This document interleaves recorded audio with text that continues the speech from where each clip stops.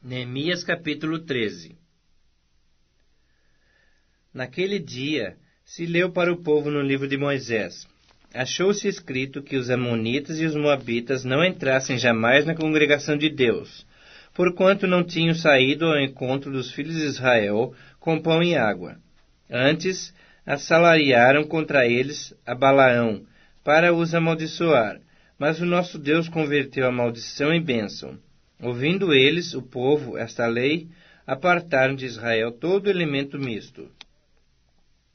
Ora, antes disso, Eliasibe, sacerdote, encarregado da câmara da casa do nosso Deus, se tinha aparentado com Tobias, e fizera para esse uma câmara grande, onde dantes se depositavam as ofertas de manjares, o incenso, os utensílios e os dízimos do grão, do vinho e do azeite, que se ordenaram para os levitas, cantores e porteiros, como também contribuições para os sacerdotes.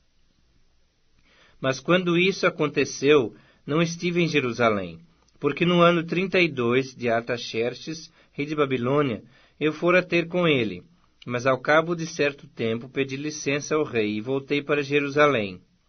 Então soube do mal que Eliasibe fizera para beneficiar a Tobias, fazendo-lhe uma câmara nos pátios da casa de Deus.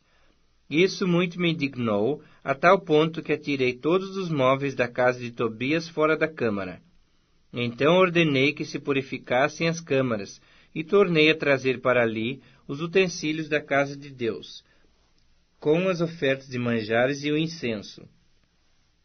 Também soube que os quinhões dos levitas não se lhes davam, de maneira que os levitas e os cantores que faziam o serviço tinham fugido cada um para o seu campo. Então contendi com os magistrados e disse: por que se desamparou a casa de Deus?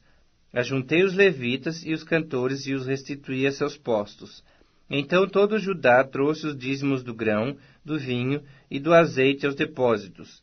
Por tesoureiros dos depósitos pus a Selemias, o sacerdote, a Zadok, o escrivão, e dentre os levitas, a Pedaías, como assistente deles a Anã, filho de Zacur, filho de Matanias, porque foram achados fiéis, e se lhes encarregou que repartissem as porções para seus irmãos. Por isso, Deus meu, lembra-te de mim, e não apagues as beneficências que eu fiz à casa de meu Deus e para o seu serviço. Naqueles dias, vi em Judá os que pisavam lagares ao sábado, e traziam trigo e carregavam sobre jumentos, como também vinho, uvas e figos, e toda sorte de cargas que traziam a Jerusalém no dia de sábado, e protestei contra eles por venderem mantimentos nesse dia. Também habitavam em Jerusalém tírios que traziam peixes e toda sorte de mercadorias, que no sábado vendiam aos filhos de Judá, em Jerusalém. Contendi com os nobres de Judá e lhes disse: que mal é esse que fazeis, profanando o dia de sábado? Acaso não fizeram vossos pais assim, e não trouxe nosso Deus todo esse mal sobre nós e sobre essa cidade? E vós ainda trazeis ira maior sobre Israel, profanando o sábado.